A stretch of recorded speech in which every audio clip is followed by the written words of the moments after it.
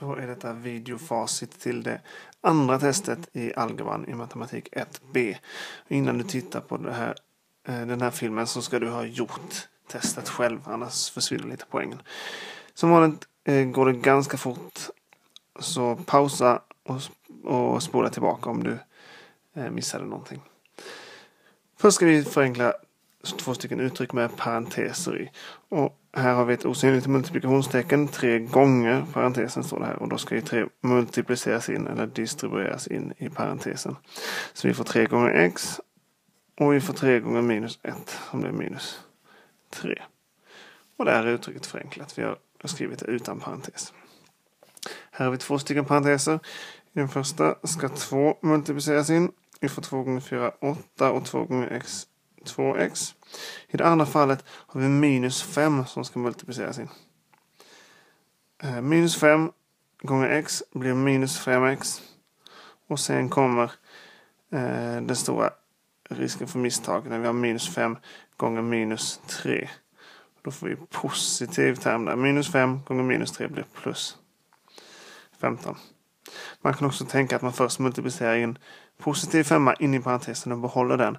Och sen tar bort parentesen och byter tecken på alla termerna. Men man kan multiplicera in minus 5 direkt. Och sen slår vi ihop vid konstanttermerna 8 och plus 15 blir totalt 23. Och variabeltermerna 2x och minus 5x blir minus 3x. Vi har mer negativt än positivt. Då kommer vi få en negativ x-term. Då är vi färdiga där. Sen ska vi teckna en formel för y om y är hälften så stort som x. Formel för y innebär att den ska börja så här. Y är lika med. Och sen ska detta vara hälften så stort som x. Halva x. Och halva x kan vi skriva så här. Så vad x är så kommer y bli hälften så stort. För vi kommer dela x på 2. Man kan ju även skriva y lika med 0,5x till exempel. Här ska vi lösa ut x ur de här 2 formlerna. Och det gör vi precis som när vi löser ekvationer. Och nu är det x som ska bli ensamt eftersom det är x som ska lösas ut. För att få x ensamt måste vi bli av med den här y-termen. Så då tar vi bort minus y på båda sidorna. Och då får vi kvar x ensamt i vänsterledet och i högerledet får vi 5 minus y. Och där är vi färdiga för att x är ensamt. Här har vi lite mer att göra för att få ut x. Vi har en x-term här och för att få x-termen ensam måste vi bli av med z. Så vi adderar z på den sidan och även på denna sidan. Och då får vi i vänsterledet y plus z och i högerledet är det kvar 3x. Och för att få 1x ensamt där så delar vi med 3 på båda sidor. Och då får vi x kvar. Och vi får detta uttrycket y plus z delat på 3. Och vi kan byta plats på de här 2 leden om vi vill att det verkligen ska se ut som en formel för x. X är lika med y plus z delat på 3. Tänk på att när ni skriver z, det kan vara bra att göra en liten sån här streck på den så att man skiljer det från en 2. Sen har vi en uppgift som handlar om att volymen vatten i ett badkar minskar med tiden x, minuterna x. Vi har den här formeln. Och första frågan är, vad betyder talet 220 i formeln? 220 är konstantterm och då uttrycker det alltid ett slags startvärde eller grundvärde. I det här fallet blir det då hur mycket vatten som fanns i badkaret från början. 220 är det som blir kvar när tiden är 0. Efter 0 minuter. Då får vi 10 gånger 0. Då blir det här 0. Och då är det alltså 220 liter efter 0 minuter. Alltså från början. Och att det är liter det handlar om. Det ser vi här. V har enheten liter. Så talet 220 betyder antal liter vatten från början.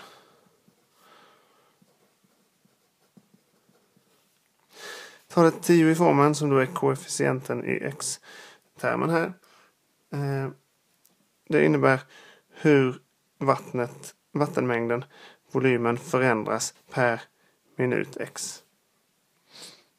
Och i det här fallet är det hur mycket den sjunker eftersom vi har minus framför. Så minus 10 betyder att vattenminskningen per minut.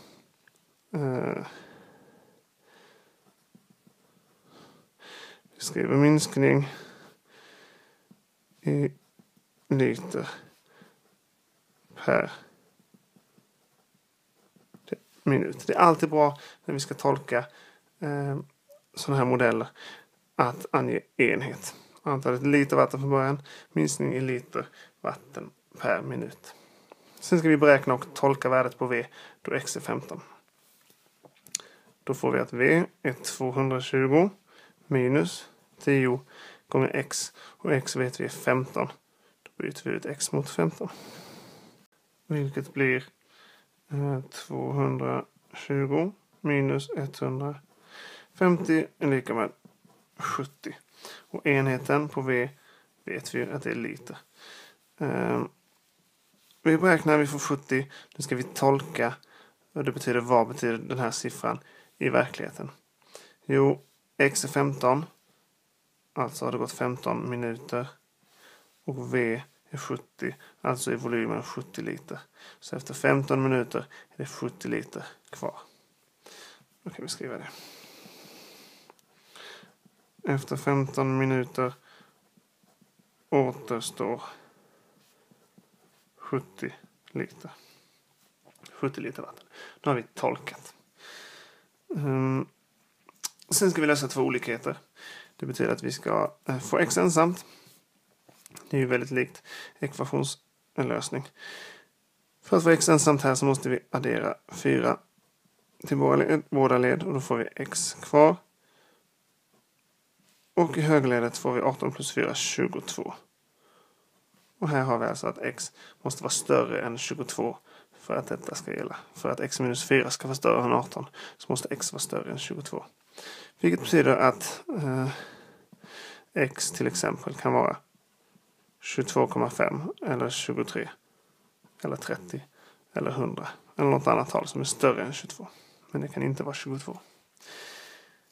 Den här olikheten har x-termer på båda sidorna. Och nu blir det extra viktigt att vi börjar med att ta bort den minsta x-termen. Tar vi bort den största x-termen då får vi negativ x-term och då måste vi dividera på ett negativt tal och då måste vi vända på olikhetstecknet. Men det kan vi slippa om vi bara ser till att inte få några negativa x-termer. Så vi tar bort minsta x-termen. Minus 3x på båda sidorna. Då får vi bara 10 kvar här. Sen skriver vi olikhetstecknet precis likadant. Och kvar är 2x minus 2. Och sen ska vi få x-termen ensam. Då får vi addera 2 på båda sidor. Så vi får 12 är mindre än eller lika med 2x. Och sen kan vi dela på 2 på båda sidor. Så att vi får 6 är mindre än eller lika med x. Vill vi nu skriva med x först som vi gärna gör. Då måste vi såklart vända på tecknet. Så att den stora delen av tecknet fortfarande vetter mot x-et.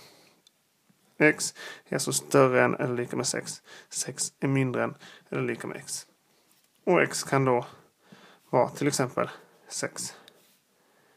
Men det kan också vara ett tal som är större än 6. Till exempel 7, 13,5, 93 och så vidare. Det finns ju oändligt många tal som uppfyller den här olikheten. Och då ska vi avsluta med något liknande, nämligen att ge exempel på 3 heltal som ligger i de här två intervallen. I intervallet x är större än eller lika med minus 2 så kan x vara minus 2. För just för att det får vara lika med minus 2. Annars måste det vara större och det ska vara heltal. Så det kan vara minus 1, det kan vara 0. Och ska vi ge ett extra så kan vi ge 10 eller alla positiva heltal är större än minus 2. I det här intervallet så måste vi ha heltal som är större än 3 och mindre än eller lika med 6. Så det får inte vara 3. Och det får inte vara 3,5 för det ska vara ett heltal. Så att det minsta heltalet vi kan ta är 4. 5 är också större än 3 och mindre än eller lika med 6. Och 6 är lika med 6. Och det får vi ha med eftersom vi hade mindre än eller lika med. Så de här 3 talen är de enda heltalen som ligger i det här intervallet. För det måste vara större än 3. Så 3 går inte och 7 är såklart för stort. Så här fanns det bara 3 exempel. Här fanns det väl oändligt många.